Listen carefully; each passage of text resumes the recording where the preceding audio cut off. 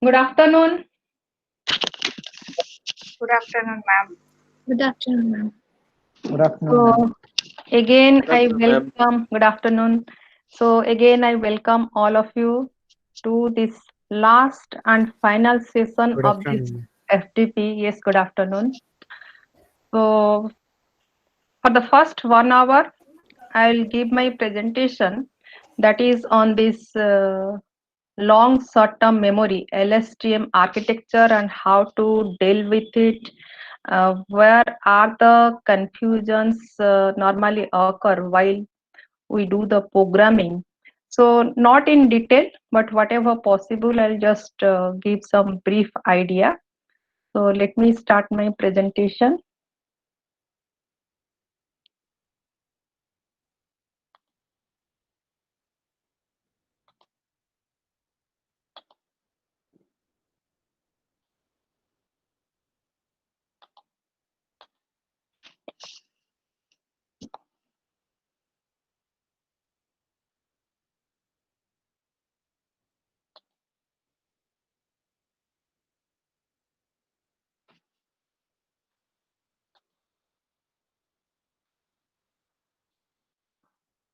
Yes.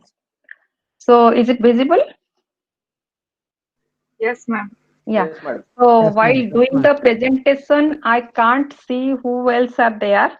So anywhere, any queries you have, you are welcome to unmute and raise your voice.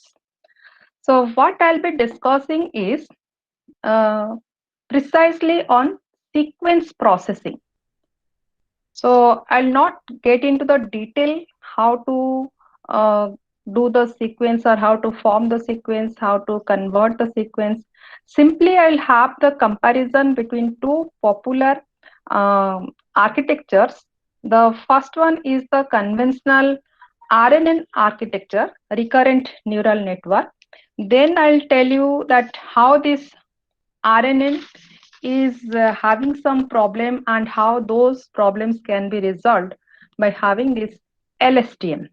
And thereafter, again in Google Colab, we'll have some simple demonstrations. So to begin with, LSTM, it stands for long short-term memory networks, and these are again a kind of, or I can say that these are modified versions of recurrent neural network, and generally these are used for um, temporal events.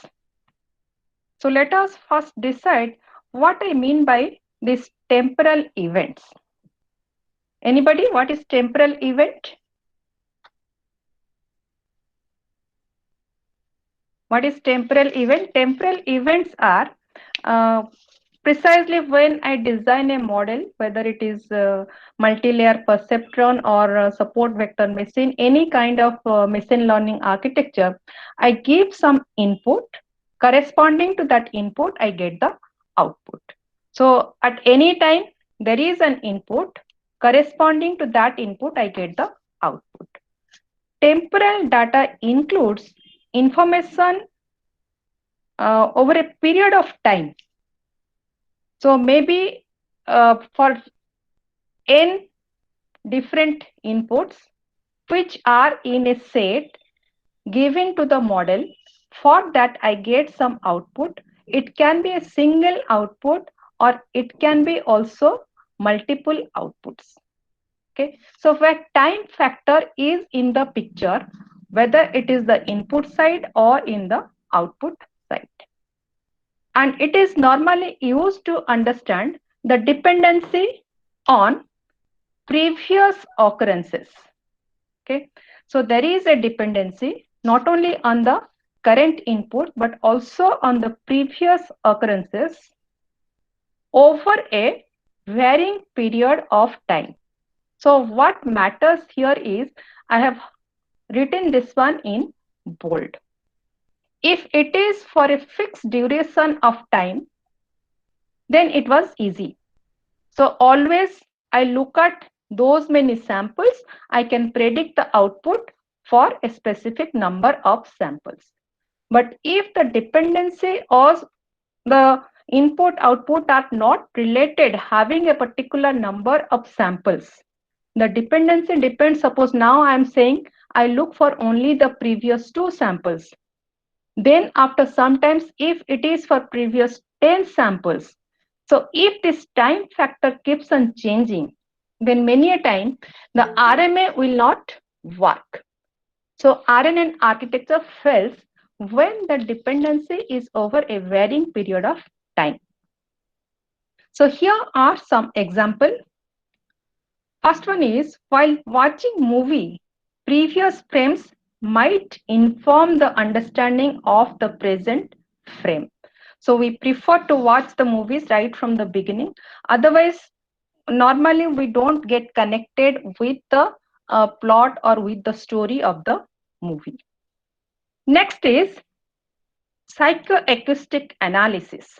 So yesterday again from Dr. Preeti Madam, we heard about various aspects of acoustic signals, and nowadays also we come up with musics by mixing many other or different musics together, many different instruments together. So how these instruments go together and what are the impact, how people like it or they may not like it. So the analysis on many different things. Okay, psychologically, what is the impact of the pitch together with the intensity together with the timbre? So all these things matters. Similarly, also in the gene expression. So gene expression profiling, which is also very essential and nowadays very much used for many genetic diseases. So diagnosis of genetic diseases very much dependent on the gene expression profiling. And this is particularly used to characterize cell status to reflect the health of a body. Okay, so this is also a sequence analysis. And last but not the least, it is the natural language processing. Language models, many of you may be working on this natural language processing. So again, I will not tell much about this. Natural language processing can be for sentiment analysis, it can be for chatbots or the virtual assistants. It can be for document classification, autocorrections, machine translations, market intelligence analysis. So there are many things. So these are some simple examples where we need the sequence processing or analysis over a varying period of time. So this is another simple example where I compare how the RNN can fail or may fail and LSTM may work out.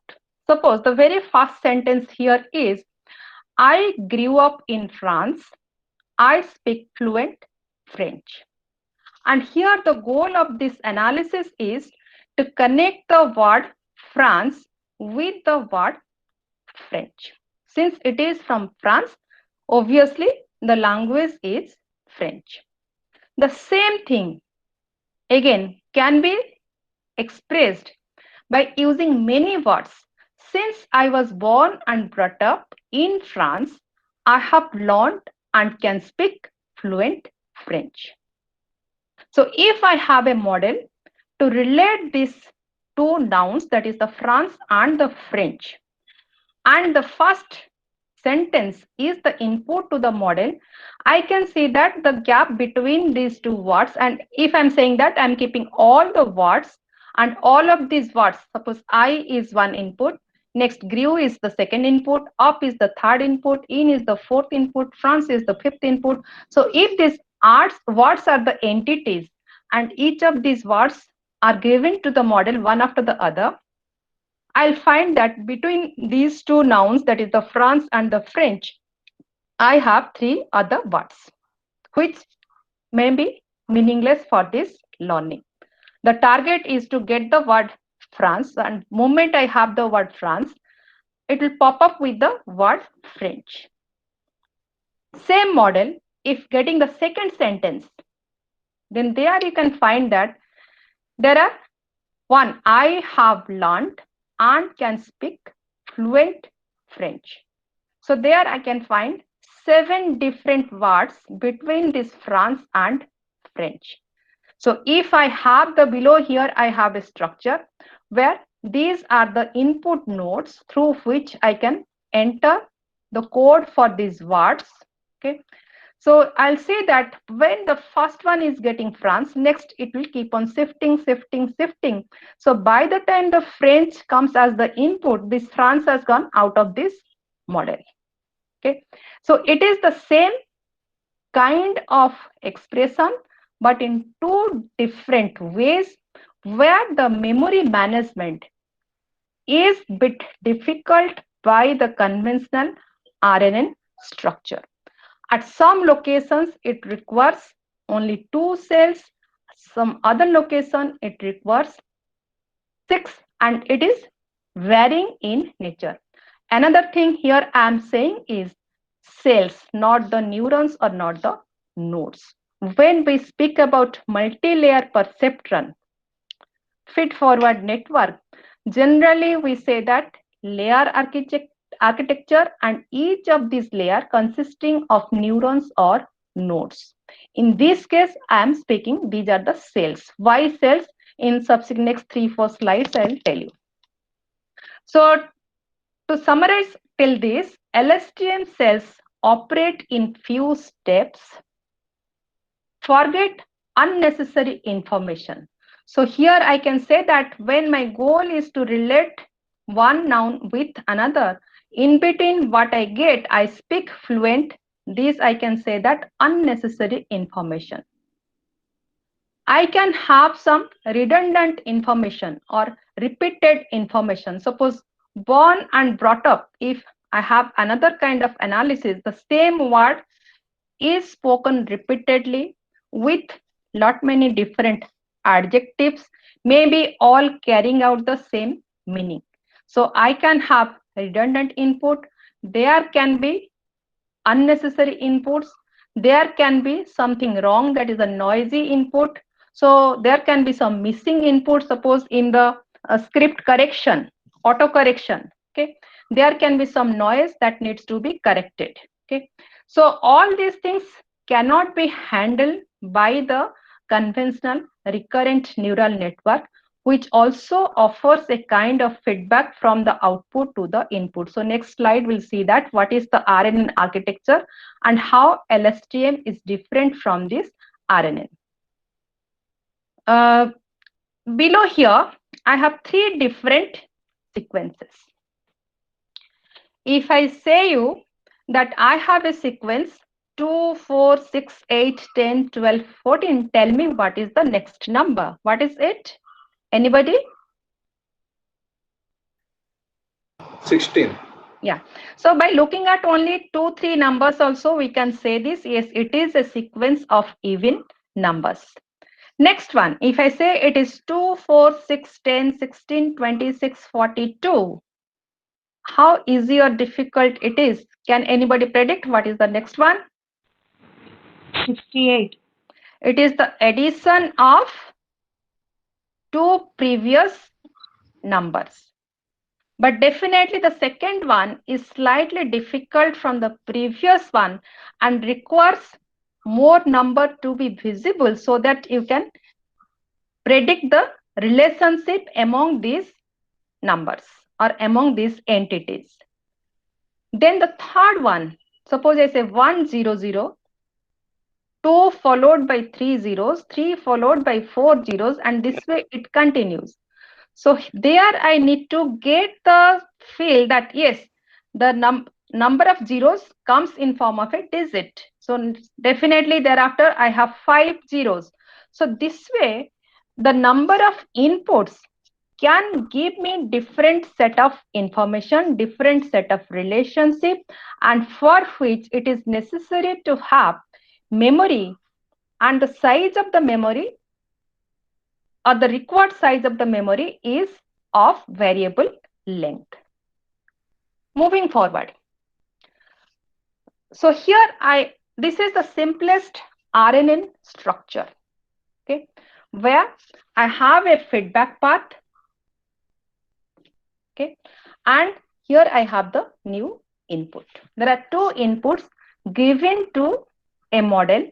So this one, if I say that this is the central computation block. Okay, so the two inputs is one is from the previous output, another is the fresh or the new information from the external world. Okay, let me take a simple example. Suppose I have a meal plan over the period of 7 days. I practice this meal plan, suppose, and instead of mentioning the number of days, whether I am in day 1 or it is day 2 or it is day 5 or day 6, what I get the information is what was my meal for a particular day. If I give this information as the input to the model, I can say that what is the next meal without even referring to these days. I don't need the information about these days. Simply, I give, yes, yesterday this was the food. My model will generate what is the food for today. Or today this is the food. What is the meal for tomorrow? Without even taking support from this new information. Okay, so simply I have a feedback, I have a dictionary where I know this is the sequence. So wherever you start from the sequence, I can see what is the next event. So that will pop up from the model. So I'll just take only 3 days. Okay, let me take only 3 days, because if I make all the 7 days, then my encoding process will be a bit difficult. So if it is for only 3 days, first of all, let the day 1, 2, 3. Okay, so when I have 3 different outputs for the 3 days, so first step is to have the one hot encoding. What is that one hot encoding? So if there are 3 possible outputs, so in these outputs, at least only one position will have 1 and rest of the position will be 0. Only one value that is significant, that is hot, one hot, and rest are 0. Okay. Next day, middle one is 1, other 2 are 0. Last day, the last one is 1 and other 2 are 0. Same thing I can carry out for all the 7 days. Then for each of these days, this one hot encoding will be a vector with 7 entries. Only one will be 1 and remaining are the 0. So if I give this as the input to a model, so what I expect that if day 1 is the input, that is 1, 0, 0, the output from the model is 0, 1, 0. Next is, if suppose here I have 1, 0, 0, okay, then I expect that the output to be 0, 1, 0. If this is given as the feedback, that is 0, 1, 0, then the output from here will be 0, 0, 1. So if I say that these are the only 3 days and that keeps on repeating, so by having 0, 0, 1, I should get the day 1, that is 1, 0, 0. Is it clear? This is what the conventional RNN is expected without having any input if I have the periodic output. Is it clear? Yes, ma'am. Okay. Moving on. How the model will have, whatever I said, 1, 0, 0, I expect 0, 1, 0. This 0, 1, 0 goes as the input. Then I get 0, 1, 0 for that 0, 0, that is the third day, and this is the requirement. If this is the weight, these are the parameters of my model. Simply what I'll do, if this is my weight W, multiply this weight with the X, that means suppose this 1, 0, 0, that will be here. So I have 3 cross 3 matrix multiplied by 3 cross 1. I get 3 cross 1 vector as the output, that will give me the corresponding output. This is simple. So one advantage of having this one hot encoding is everything then goes in binary form, 0 and 1. Okay. So this way, if I get the output, now my model is simple. Next is the new information, some external control or the condition comes in. It is not only that I give the feedback, I get the output. In addition to the feedback, there is some condition. That condition is the new information or the input received by this model. Okay. So here what is shown is, this is the model. Previously, I was having this connection only, for which I was having one weight, W. Okay. Now there is the new input. Let the new input will have some additional condition. My days can be busy or free. In case it's a busy day, I can't prepare anything. I'll repeat the previous meal. If it is a free day, then I'll follow it. So whatever was previous, I'll look forward for the current and I will have it or go as per the meal plan. Okay. So with these two conditions of the input, reality, we can have multiple conditions imposed upon by this input. But for simplicity, let us consider that the input can have only two conditions. Either I am busy or I am free. So again, for these two conditions, I'll have the one-hot encoding. So if for the busy, I have the input as 1, 0, then for the free, the input will be 0, 1. So with this, what happens now, if I give the previous meal plan as the input, one thing it has to tell me is what is the next meal. Additionally, it has to tell me whether I'll repeat the previous thing or I'll go for the new meal, okay, which gets decided by this input. Okay. This new input also has to go through another set of weights. So now one set of weights that manages this feedback, another set of weights that manages the new information or the input to the model. So again, I have two sets of weights. So I'll get one vector that is from the previous meal plan. Okay, that is from the feedback path. Another set of output that is from the new input. Okay, so suppose for this I am having the example here. It is day 1 and I am free. So if it is for day 1 and I am free, so for day 1 I multiply this weight with this 100 and I get one vector here. For the free meal, the input, that is either it is 10 or 01. So if I am free, that becomes the 01. So 01 multiplied with another set of weights and I get another vector. Next is both the conditions or both the outputs are added up. That gives me the final output. Okay. So this final output, when I'm adding, I have the values 0, 1 and 2. Okay. So again, I expect the output only to be in binary form. So because I'm using one-hot encoding, so I'm looking at all the representations only in form of 0 and 1. So here I can have the activation function, and in this case, if I use this softmax, I get 0, 0, 0, 0, 1, 0. Okay. So now again, this 6 need to be converted into 3. So here at the bottom right side, I have shown the complete network, how it will look like. So first I have some feedback that is from the output. So 3 outputs. So feedback from the output, there are 3 neurons. Then I get 2 inputs. So total there are 5 neurons getting the information, and those will be processed. So for one, here I'll have 6 outputs and here I have 6 outputs corresponding to these 2 vectors, which are added up. Finally, I get this vector here.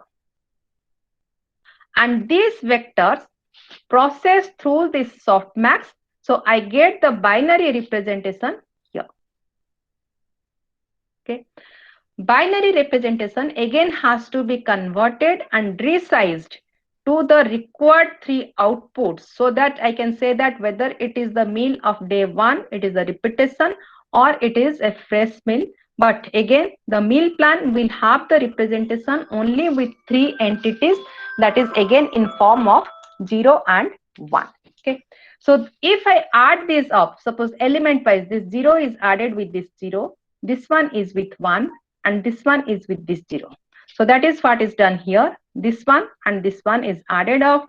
The second one is added up this second one, and the last one of this are added up with this.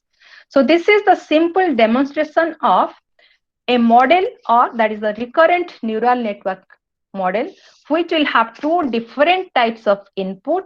One is the feedback, another is the input from the external world. Both are processed with 2 set of weight, and all these weights are again giving their own output. These outputs are combined and again encoded to the final form. Okay, so this is what happens in recurrent neural network. Coming to LSTM, long short-term memory. In LSTM, what happens? Previously, I was having the feedback from the, suppose this is my final output. So this path is as usual to like the feedback of the recurrent neural network. And here I have the new input. Okay. The difference is here, instead of having a weight which is getting updated for the new input and for this feedback. So there also I was having 2 weights. Here also I am having 2 weights. So the purpose of this one is to work on the feedback inputs. The purpose of this one is to work on the fresh input. Okay. But additionally, I have some new concept, that is a concept of gate. So this gate is used to manage the memory or the feedback in a way that it will see whether the feedback is relevant or not. Okay. So this, from the input I get some prediction. So this prediction is now added off with the feedback, which is considered as the memory here. So here I have 2 notations. One is with this plus, another operation, that is the cross. So how are they different? The plus corresponds to element-wise addition, whereas the cross corresponds to element-wise multiplication. So here the goal of this one is, the upper model is, here I have written that this is the forgetting control gate. This gate will work towards how much I need to remember and add to the current prediction and how much I need to forget. So if it is to predict the nouns, or maybe I'm having a model to predict the verbs, anytime I see some conjunction, anytime I see the words which are not relevant, okay, then it may discard those things from the memory and only keep the relevant words or maybe the nouns in the memory. Okay, so how to remember it or how to forget it? So 2 types of activation also I'm saying. In this one precisely I'm saying that it is the sigmoid function, whereas the bottom one can be the tan hyperbolic function. Okay, so how are they different? If I consider the sigmoid, the range of the sigmoid is between 0 to 1, whereas the tan hyperbolic, when we speak about the normalization, we try to fix it or put it in a range from -1 to +1, depending on what kind of input or output I'm looking at. It can be from -1 to +1, or it can be also from 0 to 1. But if it is the model which is working on the gate, or which is working towards how much to forget or how much to keep, so there definitely the range is from 0 to 1. So this has to be a sigmoid function. The gate is completely closed. That means it will not allow anything to go. That is for this 0. If it is 1, that means the gate is completely 1, or that factor of the memory is absolutely relevant. If it is 0, that means it is not at all relevant. If it is an 1, that means it is absolutely relevant. So that is how this memory is managed, and this is called the gate because here the range is from 0 to 1. So 0 stands for forget, 1 is completely use it. Suppose I am getting the feedback that is 0.8, 0.8, 0.8, 3 watts, and initially I'm having equal weightage for all these feedbacks. Now these feedbacks can be again looked upon and can be multiplied with this model, where the model output says that no, first one is relevant, so keep it, absolutely it is relevant, so keep it as it is. Second one maybe, so have the weight 0.5. Last one is not at all useful for the current input, so forget it. So that way I can multiply this one-to-one multiplication. I'll have this 0.8, 0.4 and 0 as the memory for this particular input. So when I'm deciding this 1.50, I take the support of this input, current input. I take the support of the current feedback. I take the support from the previous memory. All the three things consider, and then we decide how much to add to the current prediction or how much to discard from the previous memory. Any queries till now?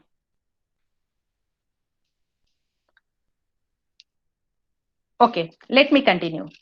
So apart from this, Excuse me, ma'am. yes. Ma'am, here memory is going to be updated every time? Yes, every time. I'll show the exact model what happens. Every time any input comes. So the number of times I am modulating or calculating on the inputs, that many times I am also modifying my memory. It is a continuous flow. Okay, thank you, ma'am. So in addition to this memory management, there are also, so total I can show you, if you look at this figure, you can see that there are 4 different networks. So that is why I call it cell. It is not no more a neuron or a node. I am having completely different network models. Okay, so all these networks are again having their own set of weights, own set of bias, own set of activation functions. So what we are having in multi-layer perceptron, the same thing is getting repeated 4 times. So as a whole, if I look at this LSTM model, the computational complexity is very high as compared to the multi-layer perceptron. So if it is not required, there, first of all, we need to decide whether this kind of model is required for the present application or whatever prediction or the classification I'm looking at. If not, it is better to avoid this kind of model in the sequence processing, because computationally these are highly complex and take lots of time. So here you can see that simple, in this simple model what I have shown is there are 4 different multi-layer perceptrons used for 4 different requirements. So the first one is to process the input and find out what can be the possible output. The one here is to find out what should be the appropriate memory.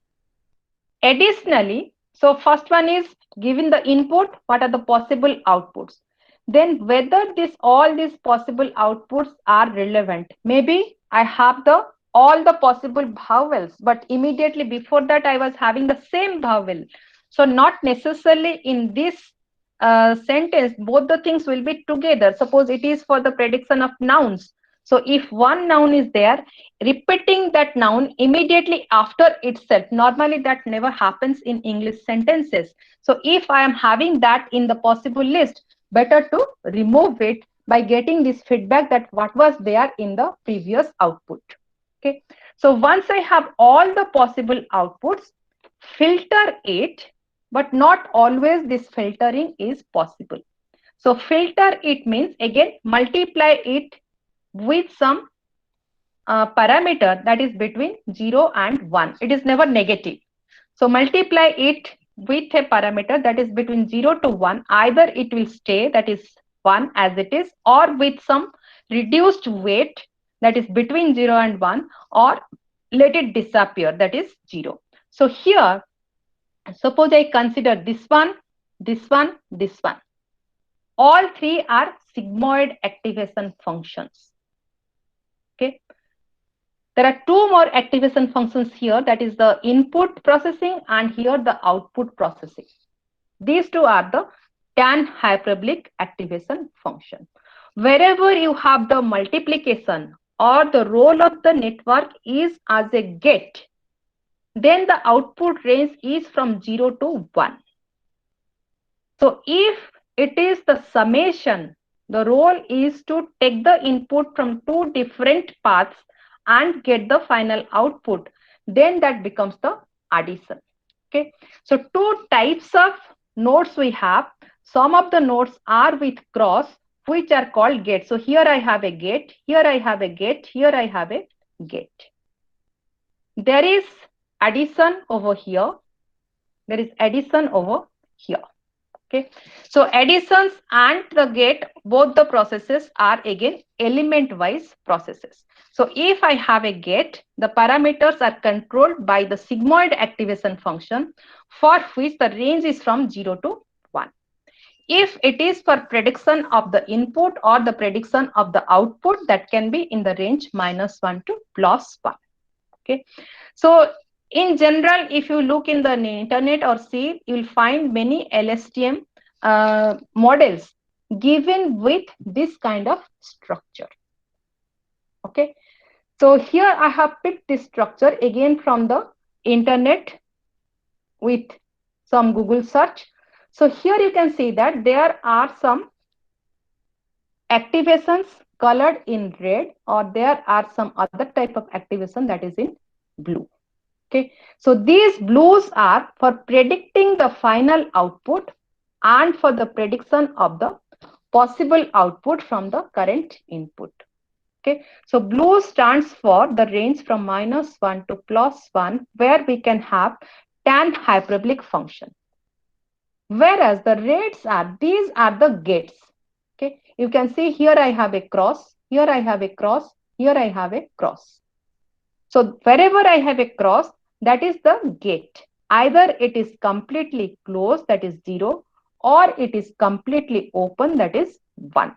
So these are the gates. Okay. So 1 cross, 2 cross, 3 cross. So these are the 3 crosses. So there are 3 gates and 2 nodes where the summations are taking place. Okay. So this way the model is to first of all decide what are the activation functions, or no, this again, if you work in Keras, these are mostly the activation functions are inbuilt. Only you need to see that whether we'll go for the softmax function here, or you'll go for the ReLU or softmax here. Okay. In between, whether it is the ignoring, or it is for forgetting, or it is for selection, those are available in the function and already has been incorporated, and when you pick that package, it comes by default. So I can say that there are multiple weights, there are multiple paths. So precisely I can say that I have the input weight, that is here. I have the output weight, that is here. Apart from that, there are internal state. Internal state corresponds to the output from all these sigmoid functions. Okay. So the role wise, the forget gate, that is, I'm talking about the here only, all the gates here internally. What to discard from the cell, or controls the memory part of it. Selection of the output, controlling the memory, ignoring the possible outputs, all those things are done here. Input gate, that populates what are the possible output. Output gates again decides only one output from all possible outputs. So overall, these are the activities carried out inside the LSTM model. Any queries till now? Okay. Ma'am, can we apply this LSTM for the next sentence prediction? Suppose I will train some sentences where Sorry, that particular sentence, prediction of what? next sentence prediction. As you told that one sentence will be dependent upon the previous statement. See, actually, it depends on what kind of one-hot encoding you are doing. So whether your complete sentence is encoded into the input, or it is part of the sentence and you are predicting it word by word. So all these things matter. Okay. Okay. Any more queries? Ma'am, how the weights, input weights, output weights are I'll continue. The detailed updated? architecture I'll show you. I'll show you. Like how they are updated? Any updates? That is again the backpropagation. Everything, gradient descent, whether it is stochastic or it is batch. And in this case, instead of saying it backpropagation, we say that backpropagation through time. I'll tell you why it is backpropagation through time. Okay? Okay. So here I have shown 4 different applications. This LSTM model can be for sequence prediction, can be for sequence classification, can be used for sequence generation, and I think you asked for the sentence to sentence. That can be considered as under this application, that is sequence generation. Then sequence to sequence prediction. Okay. I have also given some examples. Sequence prediction. Suppose the example is I have 5 digits, 1, 2, 3, 4, 5. What is the next digits? Predict the digit after this. Okay. Where I can say that it is a kind of many to one. First, I look into the inputs and many inputs, not a single input, many inputs. From that, I predict what is the next input. So output is a single output. So many to one. Second one is classification.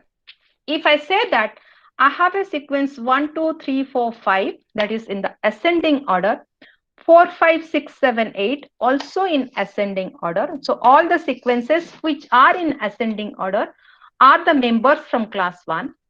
Sequences which are in descending order, okay, suppose 10, 9, 8, 7, 6, 8, 7, 6, 5, 4, this can be put into class 2. Okay, so it can be also used to classify the sequences. Suppose it is, so right side I have some examples, I'll come back to that. Then sequence generation. So previously I was only generating only one entity. Now if I have multiple entities, that becomes again another sequence. From one sequence, suppose in signal processing we have the overlap add and overlap save method. So where we give 2 different sequences, from that add few things or discard few things and get the final output. Okay, so that is looking at 2 different sequences. If I can generate the right sequence. Okay, sequence to sequence generation, sequence to sequence prediction. That means this output sequence and input sequence here are related. I'm just mixing and matching and getting the output. Here the output is not at all related with the input. So I'm taking the support from some other functions, from some other models, and then I'm generating the output sequence or predicting the output sequence. So precisely I can put all these sequence related applications into these 4 categories. So they can be many to many, many to one, one to one, one to many. So these are 4 different types. Right side, I have some applications, real world application corresponding to this kind of models. First, suppose it is weather forecasting.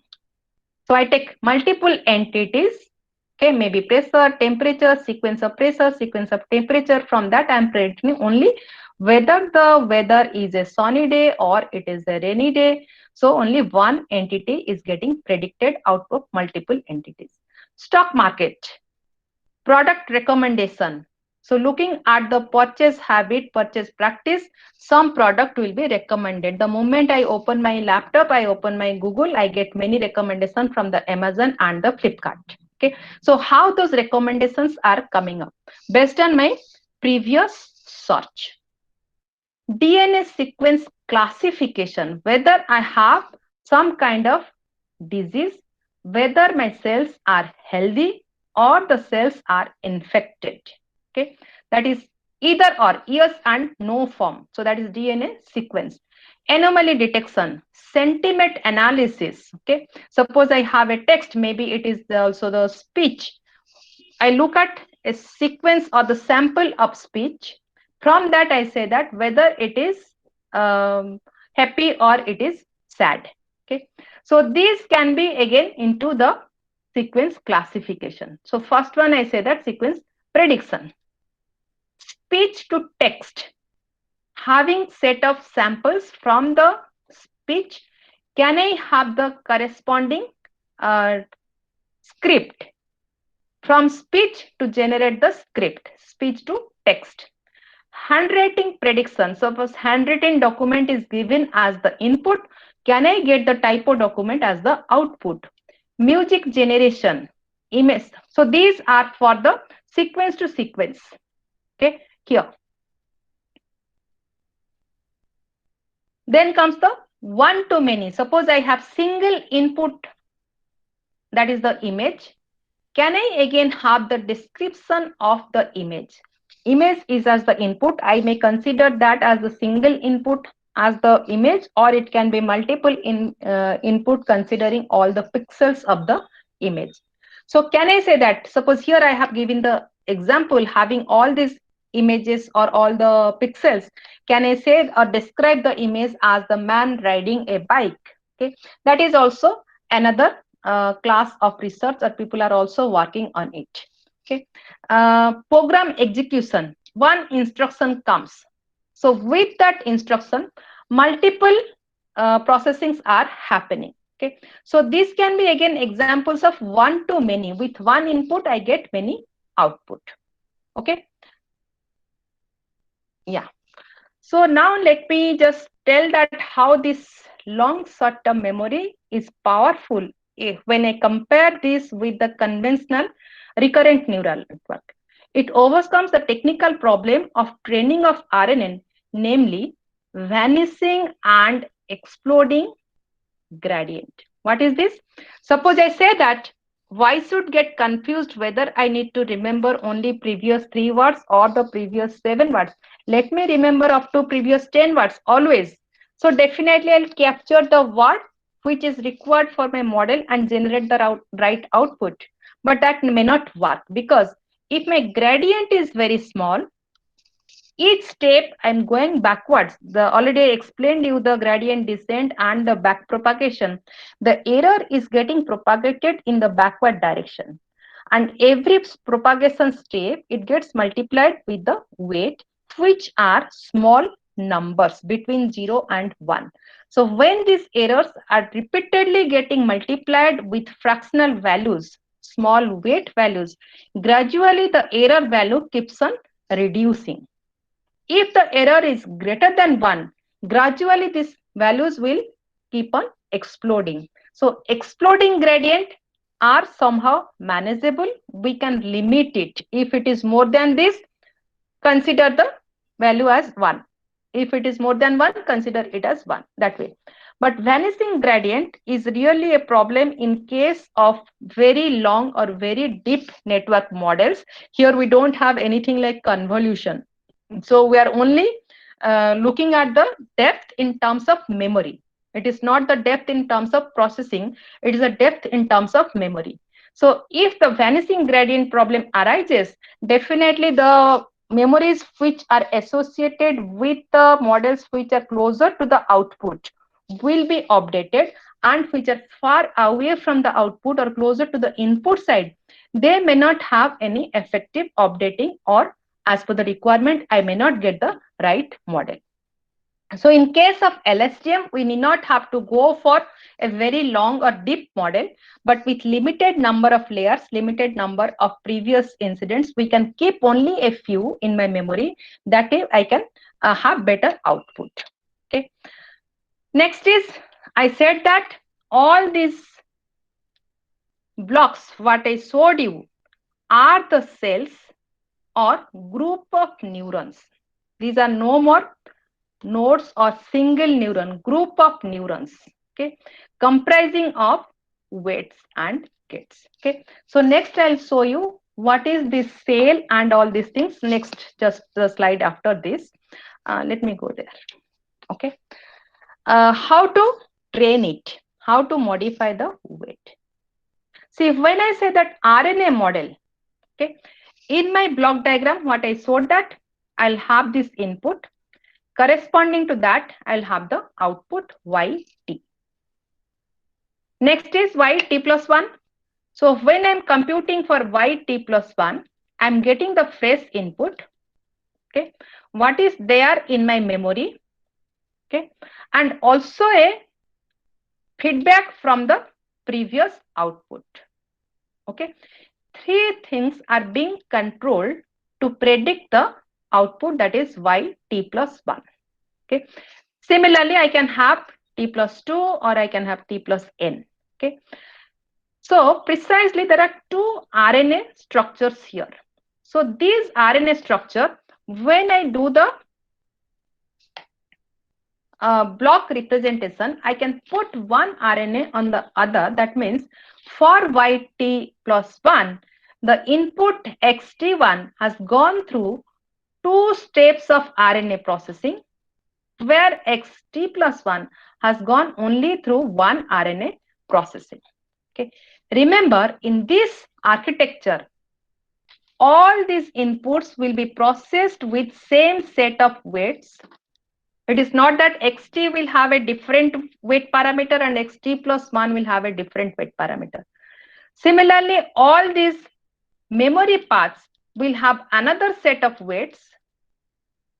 Let me make it WM.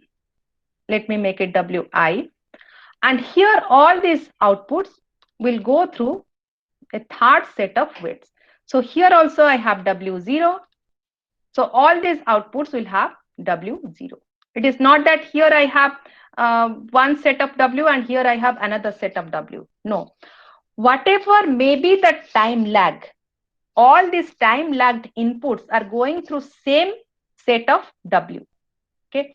And when I say this is XT, this is YT, all these are vectors. So below here, I have projected it. Okay. So there are multiple such networks. So here, these are the set of neurons corresponding to X of T. Not necessarily that X of T is single entry. X of T itself is a vector. XT plus 1 is also a vector. Okay. So all these, so all the layers will have some set of neurons. So if the first one, suppose this is my XT plus 1, then here it is receiving XT. So equal number of neurons are there, whether it is XT or it is XT plus 1 or it is XT plus 2. Okay. So as a whole here, when write it as XT, XT itself is a vector. That means when I'm saying this is the block which computes the input multiplied by the output, this itself is a set of weights I'm having here. Similarly, here I'm having a set of weights. Okay. Now another set of weights that projects this memory to the next layer, this memory to the next layer. Okay. That is the another set, that WM. Another set of weights that produces the output, considering this output multiplied by WO, and I get the YT here. Okay. So all these XT, YT, UT, all these are vectors. not a single input. So whether all these connections are vector connections managed by multiple set of parameters, and these precisely when I say W0, Wi, Wm, these are weights, and for all these inputs Wi is same, W0 is same, Wm is also same. Okay, so why it is called back propagation through time? I'll not get into the detail of back propagation through time. I'll not have the equations, okay, but because it is very complex and writing it in a PPT is not the right platform. So what really actually happens, suppose I want to so when normally when I speak about the back propagation, the very first step is to compute the error. So here how many errors we'll have? Suppose I consider only two time steps, xt and xt plus 1. So I'll have one error component here, another error component is here. Okay, now updating these set of weights or parameters is easy because they have the error associated with the corresponding output. So simply I can have the gradient descent used here to modify this weight. But when I consider the weight which is here, or I consider the weight which is here, okay, so these are getting affected with errors at all these output nodes, with putting it in the backward direction through all these connections. Okay, so when I do this back propagation updating for one particular step, I need to see all the time instances. That means if I modify now, I need to see the error, what was there at yt, what was there at yt plus 1. That is why it is called the back propagation through time. But ultimately, the concept is again the same concept, that is the gradient descent approach. Okay. Okay. So now this part is again very simple. The implementation in Keras. Okay. So always, since it is the sequence processing, many a times we don't get the sequences which are of equal size. Okay. Suppose it is for speech processing, speech emotion classification. I can say that yes, emotion, suppose I say that angry versus happy. But the same word, when somebody is uttering with an emotion that is angry, and again I'm saying with an emotion that is happy, may not be of equal length. Okay, even if the angry repeatedly I'm saying, maybe the amount of pause I have between these phonemes, between the words, will be different. So many times we find that sequences are of different length, though they carry the same information, they are of different length. So one of the common requirement is either to do the padding, that is to increase the length, or reduce the size, that is to truncate the length. So that is the first pre-processing, to bring all the sequences to equal length. I'll show you in the coding how it happens, with of course with some toy examples, small ones, not by considering the speech. Second is normalization. Okay, so normalization in its simple way can be between plus minus 1.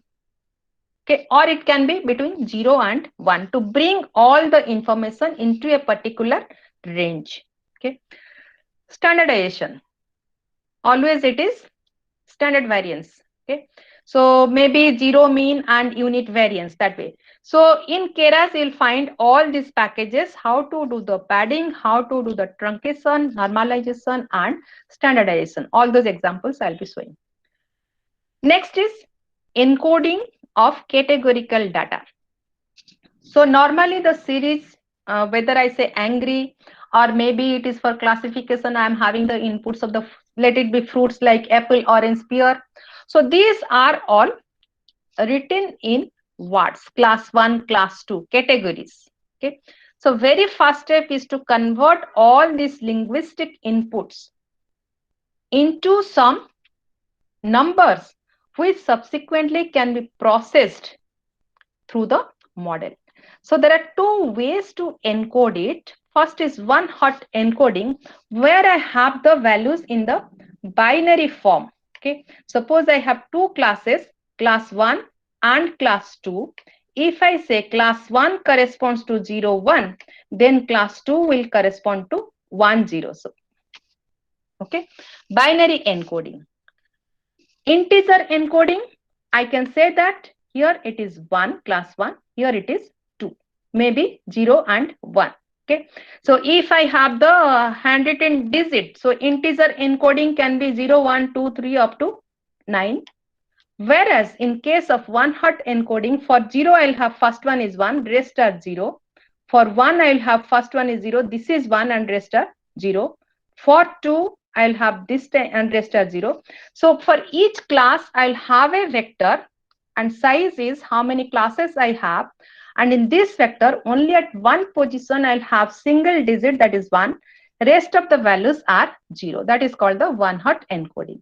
So two types of encoding, one hot encoding or the integer encoding. Then the normal steps already we have seen in many different presentations. First we have to define a model, then we need to compile the model, then do the model fitting, and then evaluate the model. So these are the steps to carry out the training. Okay, so when I particularly look at the LSTM, okay, in Keras, LSTM is again a sequential model. Okay, so first of all, we need to consider my model as a sequential model. Okay, so in this, either I can have only LSTM, single LSTM followed by dense. I can have multiple LSTM. Ultimately, it is the dense, the classification or regression. Ultimately, at the end, I'll have always the dense model. Whether it is CNN followed by the dense, or it is LSTM followed by the dense, or it is CNN then LSTM then dense. So different models can be put in different combinations to give the final sequential model. So whatever I have, whether it is series of LSTM, LSTM1 then followed by LSTM2. So this way I can have multiple LSTM models. So what do I mean by multiple LSTM model? Suppose here I showed you one on the other. Okay, so multiple layer of LSTMs. Then at the end I'll have one dense model. Okay, sometimes also some applications people consider CNN to extract the features, then create the sequence consisting of these features. So CNN is very useful in extracting the features, automatic feature extraction. Suppose it is speech processing, either you can compute the MFCC and put those MFCC for further analysis, or it can be a CNN model to extract the features, and those features are converted into sequences and processed by the LSTM models. Okay, so this is in a sequential model. I can keep on adding the models one after the other by having many sentences, or in one vector form I can put all the models and then define that my model is a sequence of all these things. Okay, so both the things are identical. So first thing is to define the model. In case of particularly in the LSTM model, the first LSTM model need to go with number of inputs. What size of input or the input shape I'm giving to the model. So in the programming part, I'll explain you with the input size. Okay, that precisely come with the input size. Okay, for the LSTM, the input size or the inputs are always 3D inputs. Okay, what are those 3 inputs? 3 dimensions. Okay, 3D inputs, 3 dimensions. First one is how many samples are there? Number of samples. Second one, how many time steps, whether each sample is over a stretch of 25 samples, or it is over a stretch of only 2 samples, or it is a single sample. Okay, how many time steps are there? Then third one, at each time step, how many features are there? I'll again explain this in the coding. So total there are 2 things. Any queries? Okay. So for the very first one, I need to decide how many LSTM things I am having and what is the input size. Okay. So there are many options in it. Any query? Some noise is there. Anybody having the mic unmute? I request to mute yourself because I can't see in this mode. Yeah, thank you.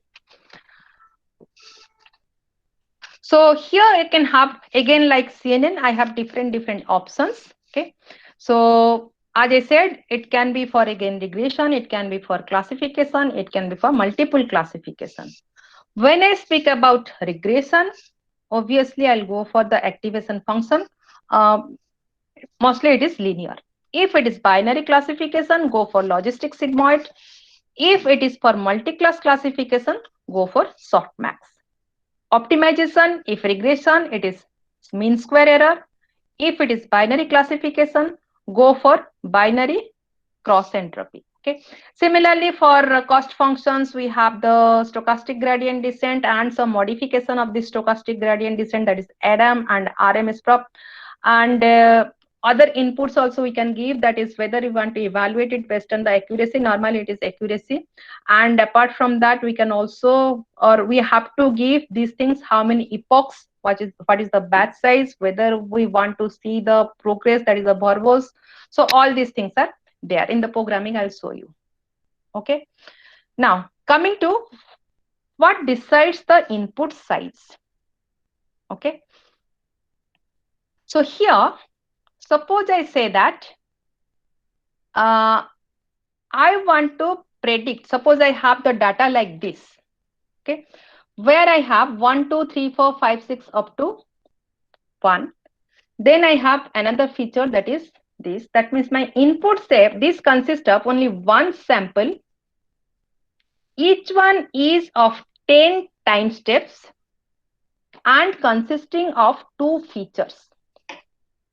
Okay, so this one may not be there, but before I start my LSTM model training, I have to reshape it. Data has to be reshaped. Okay, if it is there, then it is there by default in terms of how many samples I have. Okay, so here what I'll feed after getting this LSTM model. So this 10 cross 2 has to be given as the input shape to the model. Okay, if I want to add another LSTM model, then this step is required. If only one LSTM I feel is sufficient, then I'll go for directly to the dense model. If I'm dealing with a very complex situation where I feel only one LSTM is not sufficient, I need more LSTM steps, then I need to incorporate this thing. Return sequence is true.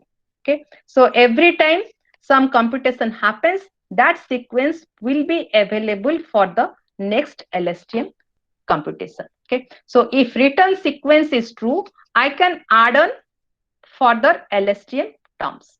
If it is not required, then only one LSTM followed by dense, then this is not required. Okay, any queries on this? Then I'll take you to the slides, programming part of it. Any queries?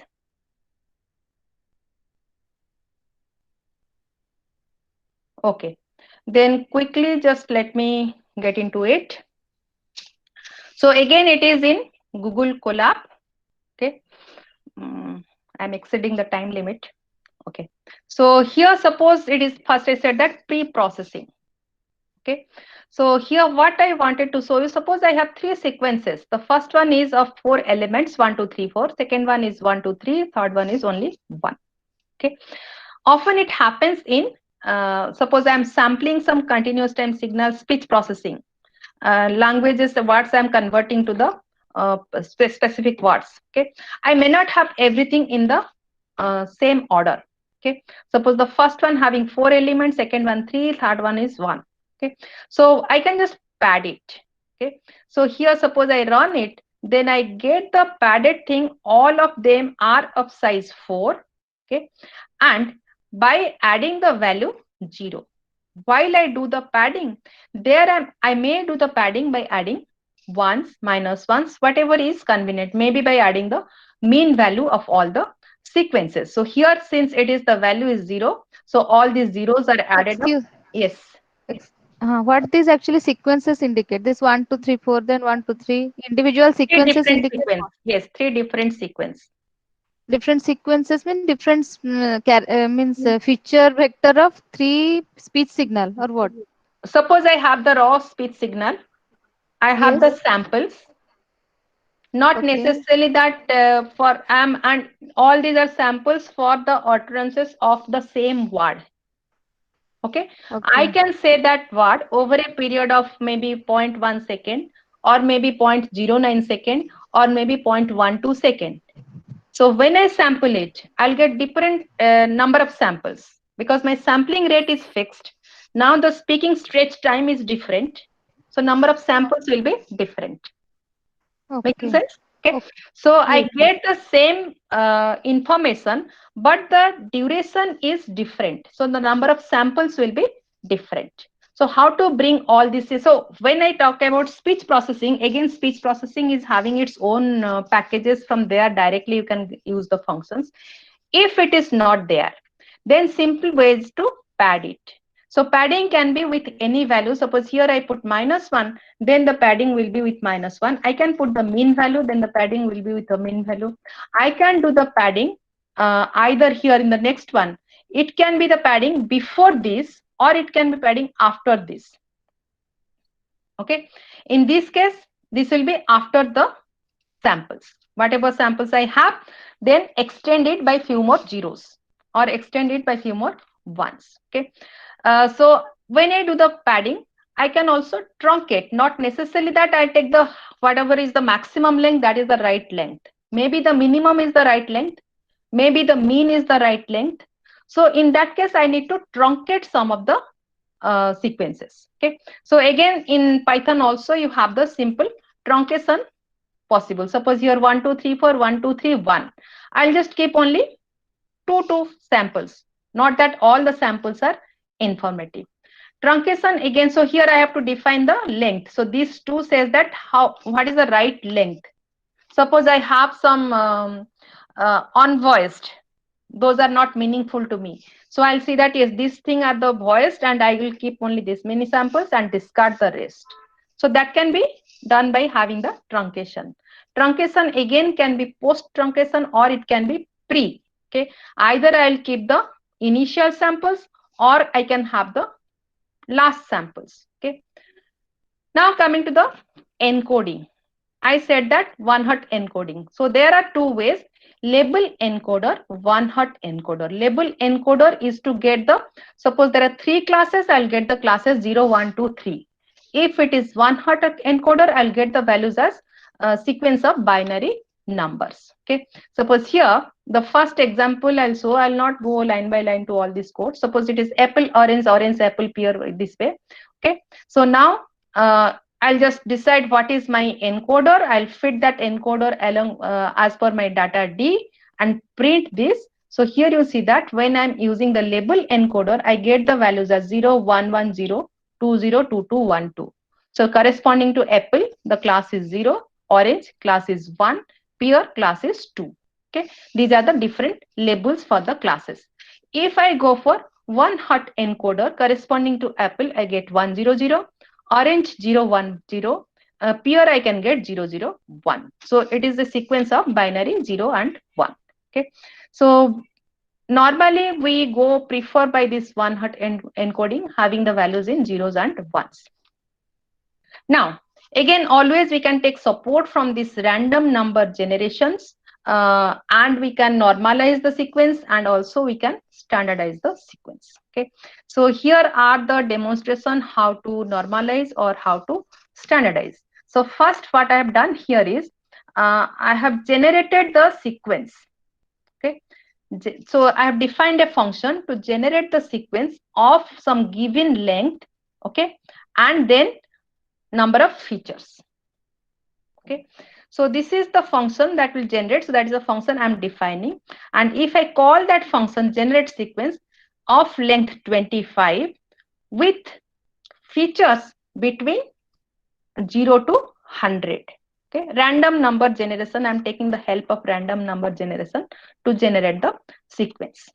Okay, so it will generate different sequences. So normally these are also used to augment the input. If I don't have right number of inputs for one class, I can generate noise sequences and keep adding those noise sequences to one class which is having less number of population and augment that class.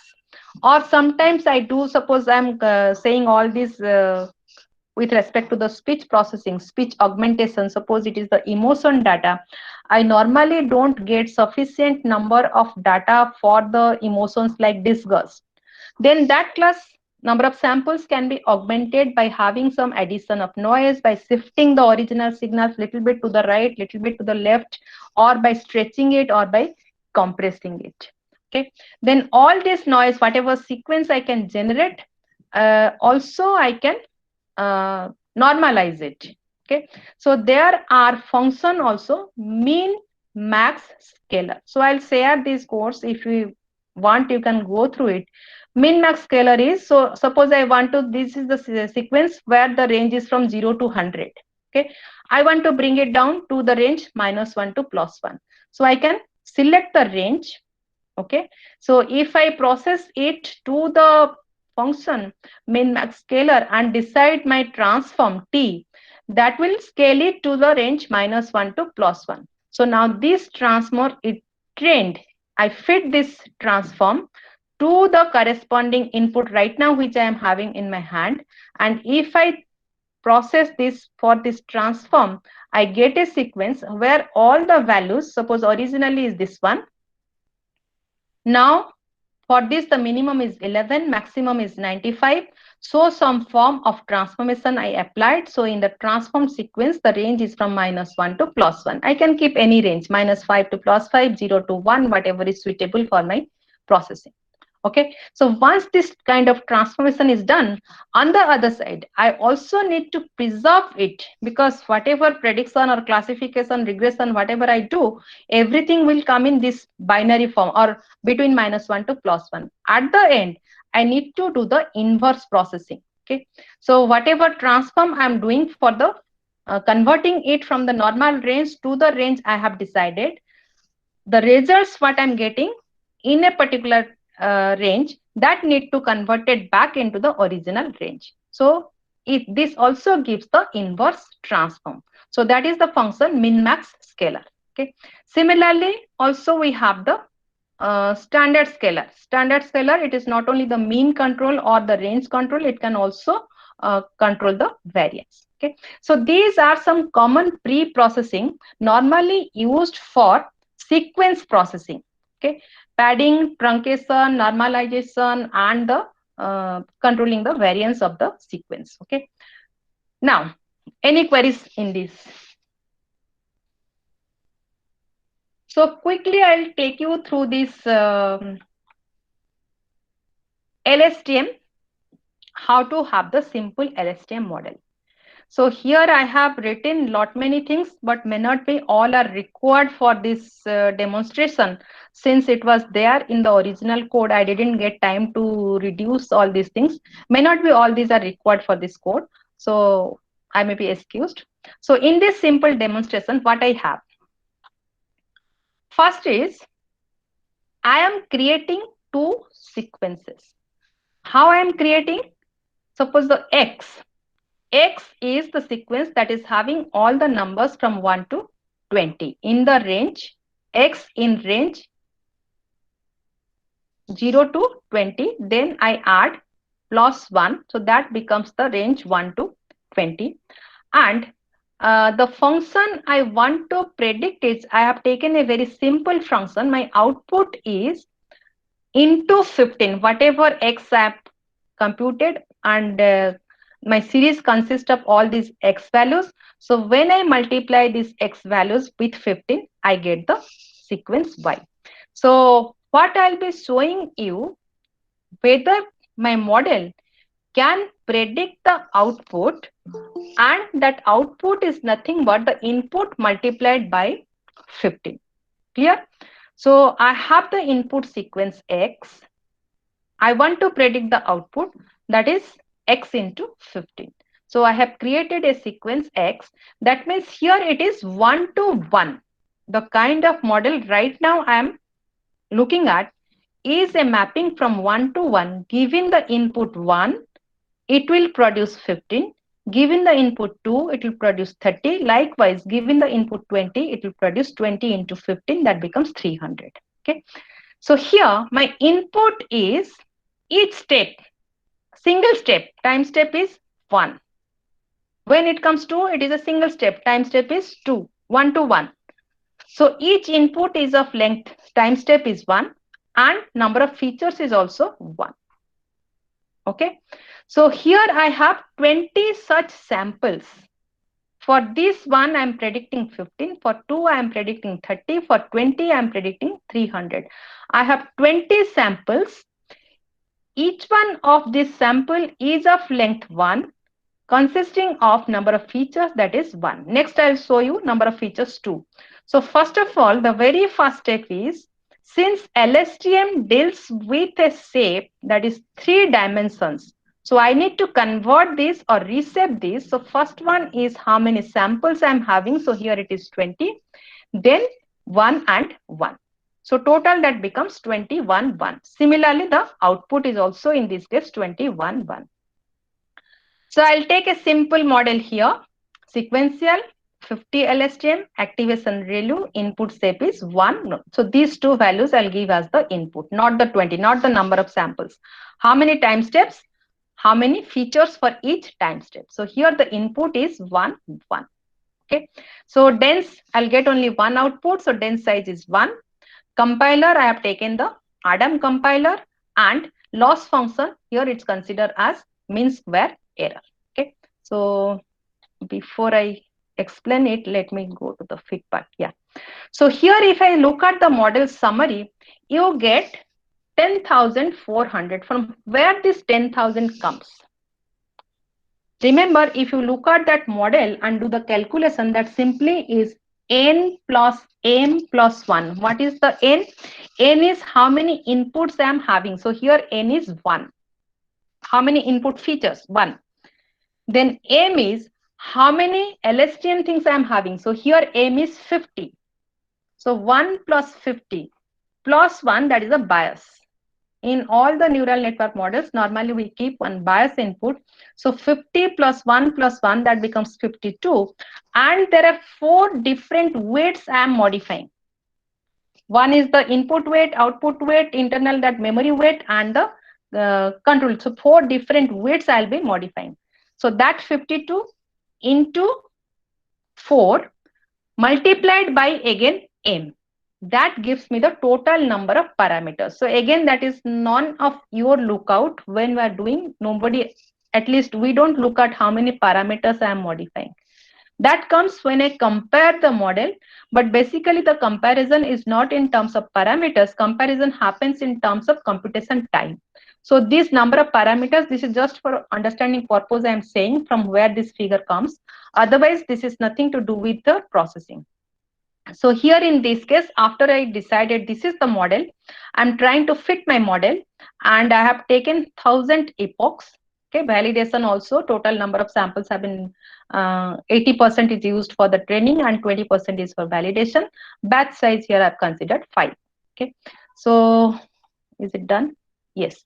So After 1000 step, here again I have created a sample. Let the input is 50. Okay. For that, let me predict the value. So actually it is predicting 717, where the expected value is 750. So this way I can change any value. Okay. Here suppose I put 34. Okay. So 492, that is the prediction value from the model. Expected is 510. So some error is there. Now let me give you a feel that feature size. In the second example here, what I have done, I have created two lists, again in the same range, 25. So first one is 2 into numbers between 1 to 25. That way I get the sequence 2, 4, 6 up to 50.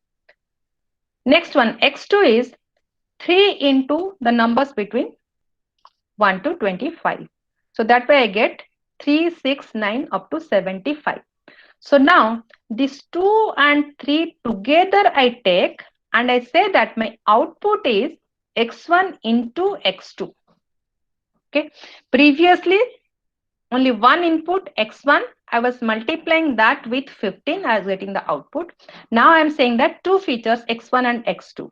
So in this, my feature size will be 2. So here if you see that I have reshaped it 25, 1, 2. From where this 2 comes, that is the input which I'll be giving together. Okay. So I stacked this X1 and X2 to constitute the input. And now the input size is 25, that is the number of samples. Time instant is 1, that means from 2 and 3 I am predicting 6. From this 4 and 6 I am predicting 2, 4. So 24 is nothing to do with the previous instant, that is 2, 3, or the instant ahead of it, that is 6 and 9. So time instant is again 1, but at each instant I am getting 2 features. Okay. So here these 2 is corresponding to the number of features at that particular instant. So this 1, 2, this will be given as the input, say. Many a times the confusion happens here. What should be the right input, say? So think of your problem scenario, how many samples you are having, that is the first dimension, but that we don't have to give as the input. Apart from that, how many time instants? Suppose I say that now this 24 is a function of this previous 2, 3 and also this 4 and 6. Then the time instant would be 2 and accordingly I have to create my XX or the input matrix. Okay. So the second is the time instant and the third one is at each instant how many features I am looking at. So if again I plan that I will have multiple DENS or the multiple LSTM, so I have to use this return sequence is true. So after every computation, it will return the sequence for the next layer to be getting the input and doing the computation. So if again I just do it again the same thing, first you fit the model, take the model, compile the model, fit the model. Once the fitting is done, then you have to evaluate it. That's it. Any queries? This is the simplest way I can explain you. If I take the real problem of LSTM and real situation to classify the speech, it will take a lot of time. Maybe one code, at least it takes 20 to 30 minutes. Okay, that is the minimum size required to train one LSTM model. So my suggestion is, if you don't think that LSTM is required, better to avoid it, go with CNN. If at all there is some relationship, temporal relationship, then only if you are working on this speech processing, or it is the natural language processing, or maybe the video processing. So there you can go for the LSTM model. Okay. So here again I have shown it for the test purpose. So the predicted value is 3864, whereas the actual value is 4400. That means it is not exactly the same thing I am getting. But this is just a toy kind of image and sample, only with 25 values having the training of 1000 samples. Definitely I should not expect. Okay, so that's it from my side. Any queries?